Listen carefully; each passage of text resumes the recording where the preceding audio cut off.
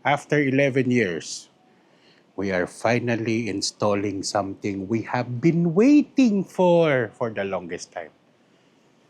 Meron na po tayong plate number. Ay, nako. Pero it wasn't a straight install.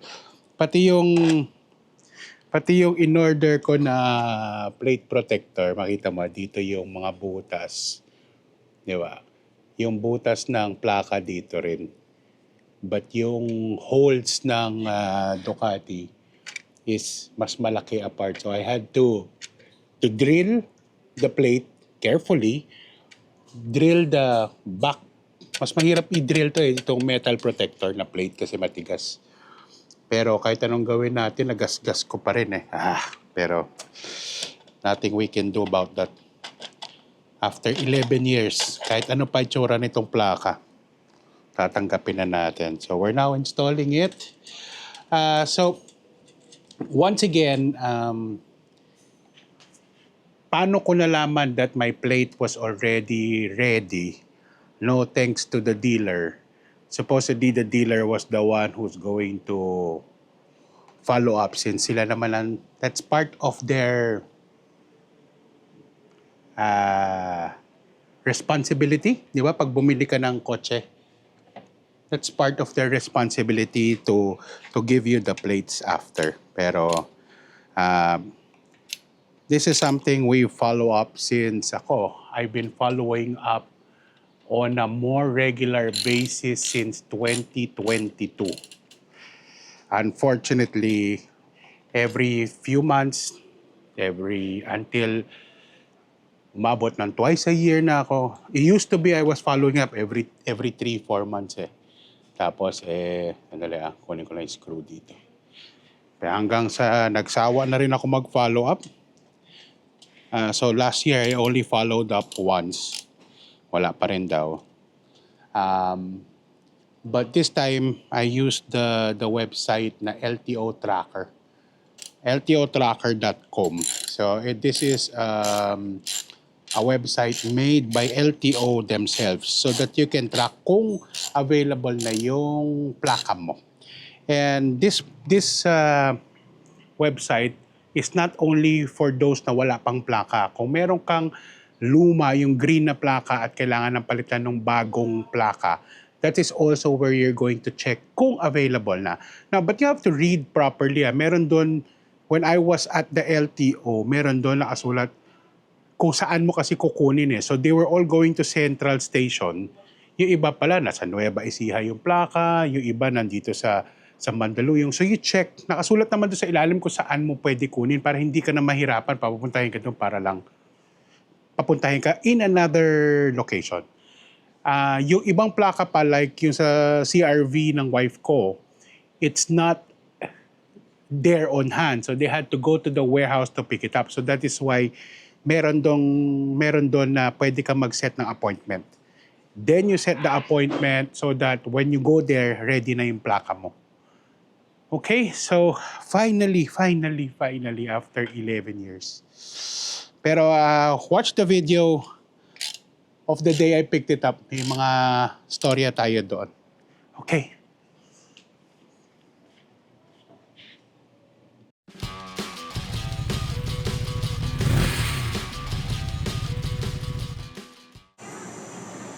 Okay, so we're now here going to pick up our license plates. For the Ducati, it's been 11 years, so meron na daw, so we're going to pick it up. Tapos yung new plates ng CRV namin, meron na rin daw. So you go here to Courier Hub. It's all the way, nasa dulo na siya, halos pa-exit na siya when you enter the LTO. Tapos doon mo kukunin. Okay, another thing I do not understand. I'm personally picking up the plate number of the motorcycle registered under my name, and I'm ready to show them my ID. Pero hindi pwede. Kailangan photocopy. Why? Why? Ay, naku, ang hirap talaga. Why is it so much difficult? So ngayon, naglalakad tayo dito banda sa canteen area para magpa-photocopy lang ng ID ko. Eh, makikita naman nila, ako rin yun. Why do they have to get a copy? Pati, yung ORCR, I understand. Pero yung photocopy ng isang ID, ay, naka. Ay, naka. Ay, isa lang yung photocopier na malapit dito sa Courier Hub. Tingnan natin kung tatanggapin. Medyo, it's barely readable, pero I have a feeling they don't really care if it's readable or not. They just have to comply na may photocopy ng ID. Ganun tayo. It's more of we're doing it to comply rather than it making sense eh. Kasi yun yung rules eh. Pero it doesn't have to make sense. They just have to comply. Let's go back in.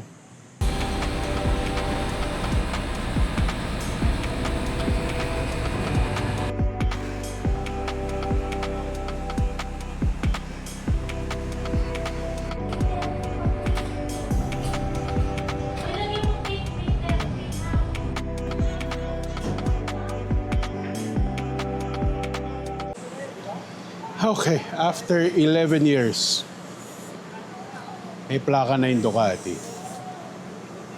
Though, ang tagal din ng process for us to get it. May kasamang certification pa. So, I arrived here around 12. Government offices now don't have lunch break. So, 12 pa lang nandito na ako. I arrived here, submitted my documents, tapos yun nga yung sinasabi ko kanina, kahit ako na personally ang kukuha, kailangan ko pa rin ng photocopy ng ID ko. But they already sent in my documents and they started working on it. It's almost 2 o'clock. 2 hours para makuha yung plaka. Now, it could have been faster kasi meron sila, when you check the LTO tracker, may option to schedule an appointment. I did not schedule an appointment kasi hindi ko sure eksakto when I'm going to be able to pick it up because of the weather. Kasi I really don't plan to bring the car pag pupunta dito para kukunin kasi nga saan ako papark, ang hirap pumunta dito, traffic. So sabi ko talaga, mag-scooter lang ako pag papunta ako dito. So I wanted to make sure pag nag-appointment ka nga, yung takot ko, paano kung bigla umulan? So I didn't bother with the appointment. But it still took around 2 hours. So that's partly my fault.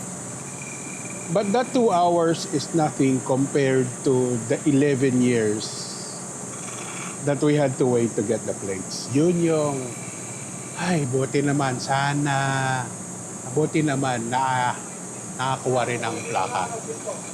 They've actually changed the format of the plates. So, medyo magulo na naman. Tapos, this added certification that they gave me, I have to make sure I bring a copy all the time kasi pag na-checkpoint ka sa ORCR, hindi pa nakasulat yung bagong plaka natin. So, that's something I need to check when we renew our registration sa October. But just to give you a quick timeline. Pero ito yung nalilito ko eh. I have all the messages I sent Ducati. So these are the messages I sent. So June of 2022, I made a follow-up. What they told us, still not available, 2016 register. So medyo, remember this Ducati was purchased with corresponding receipts for 2014. I don't know why it's saying here registered 2016. So did it take them 2 years to register the bike? May mali pa nga eh. Originally, yung documents that first arrive with the motorcycle ang nakasulat ng color ng motor white. But the one that I have now, it says red already. So follow-up, wala pa rin. That was June of 2022. By August, I made another follow-up of 2022. Wala pa rin. And then December of 2022, nag-follow-up, wala pa rin. And then Feb of 2023, wala pa rin. July of 2023, wala pa rin. Ano yung mga follow-up ko? So 2023, I did maybe 3 follow-ups. 2024, I did 2 follow-ups. Ito 2025, just last May, I did 1 follow-up, wala pa rin. So, hindi na ako nagtanong, buti na lang meron yung LTO tracker. So, that's something that you guys wanna check. Kung nandyan na yung replacement plates nyo, or if you're like me na naka-MB file number pa rin, check nyo baka nandyan na yung plaka. And I highly suggest that you guys do the appointment. Especially those who are going for the replacement kasi yun yung parang nasa warehouse pa. Kadalasan ng mga nai-issue ng plaka ngayon are the first na issue pa lang, yung from MB file number. Okay, so that's it. So that's how you get your new plates. Oh, how you get your plates. Okay guys, bye.